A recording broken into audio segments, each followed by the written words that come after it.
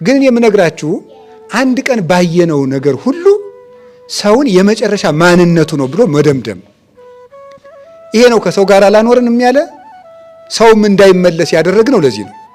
እንፈርጃለን። ቶሎ ለመፈረጅ አለመቸኮል። ይኸው ሐዋርያት እንዲህ ብለው እንደቸኮሉና ጌታ እንዳረማቸው አላያችሁም? ዮሐንስ ወንጌል ምዕራፍ 9 ላይ እውር ሆኖ ከእናቱ ማህፀን የተወለደው ልጅ ምንድነው ያለው? ሐዋርያት ነው በኃጢአተ መኑ ተወልደ ዝንቱ እውር።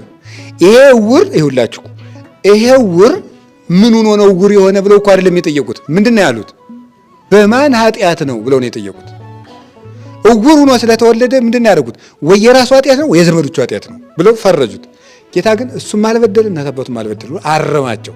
ቶሎ ብላችሁ ሰውን ለኃጢአትና ለሰይጣን አትስጡት ብሎ ነው ያረማቸው ጌታ። ሐዋርያት ቶሎ ብላችሁ አትፈርጁት። እስኪ እስከ መጨረሻው እስኪ ቆዩ ነው። እስከ መጨረሻው ቆይታችሁ እዩት። አንድ ጊዜ፣ ሁለት ጊዜ፣ ሶስት ጊዜ፣ አራት ጊዜ፣ እንደውም ስንት ጊዜ ነው ያለ? ወንድም ቢበድልህ ስንት ጊዜ ይሆነ ያለ? 7 ጊዜ 70 አይደል ያለ እንዴ? ፍጹም እስከ መጨረሻው ድረስ ታግሰህ ነው። ከዚያ በኋላ እንደው አይ የሰው እንኳን እንደው አይሆንም ልትል እንኳን ምችል እስከ መጨረሻው ቅታ ድረስ ተለፍቶ